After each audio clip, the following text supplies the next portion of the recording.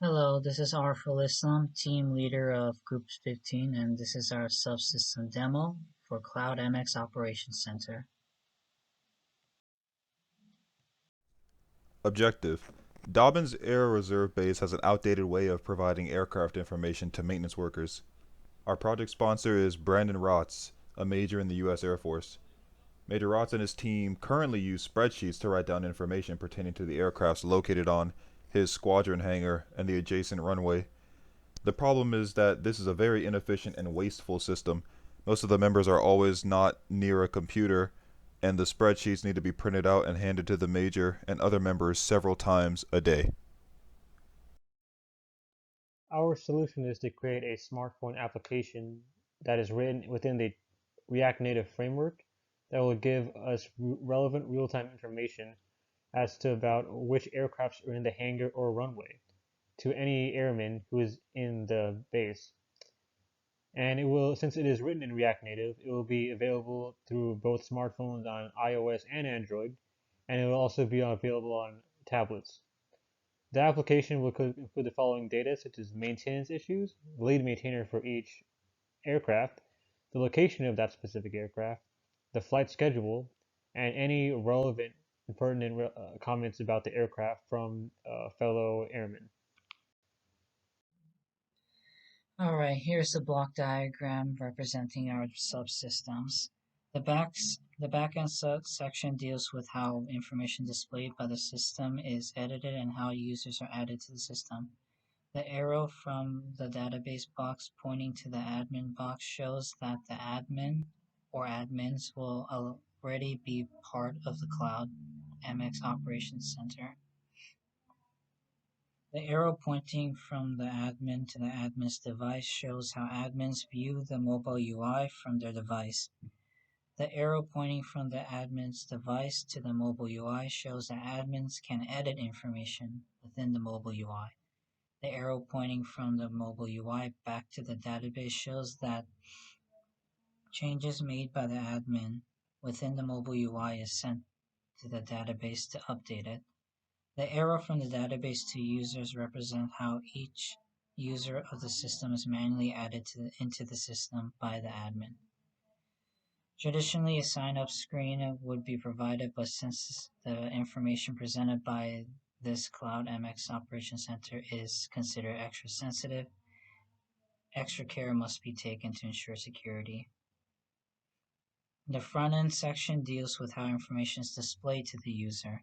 If a user has been added to the system by the admin, they can use the device to see the mobile UI.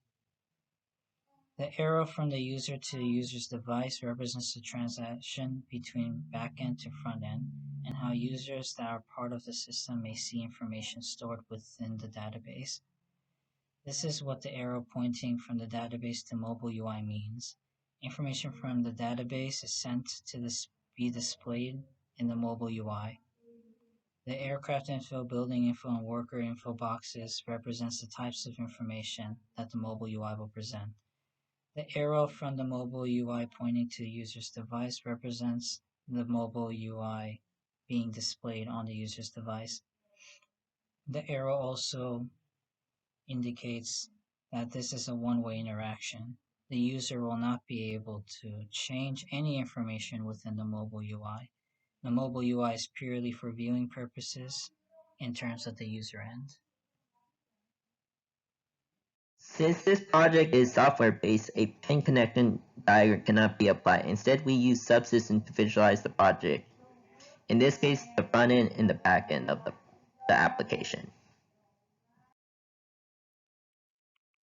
For this project, for the roles, for the front end, will be worked on by Arful Islam and Mohammed Chaudhry.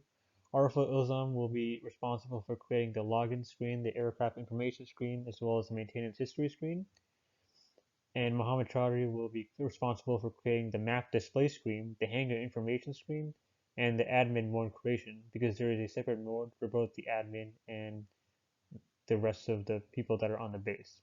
And also, Arful Ilzam will make sure that the application works on Android devices, phones, and tablets, and Mohammed will make sure that it works on both iOS devices, smartphones, as well as tablets. For the backend, Charlie Leandri is going to be responsible for creating the database, managing the database during development. Andy Wen is going to be connecting the screen used by the normal users, and I, Nathan DaCosta, I'm going to be responsible for connecting the screens used by the admins.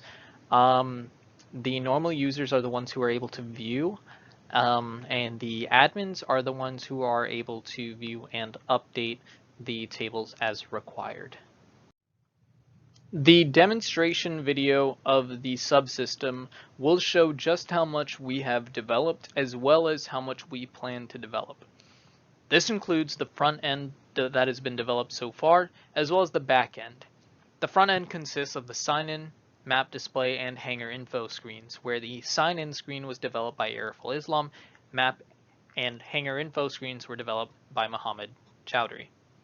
The back end developed so far includes the database, which was developed by Charlie Leandri, and the sign-in screen was connected by Andy Wen.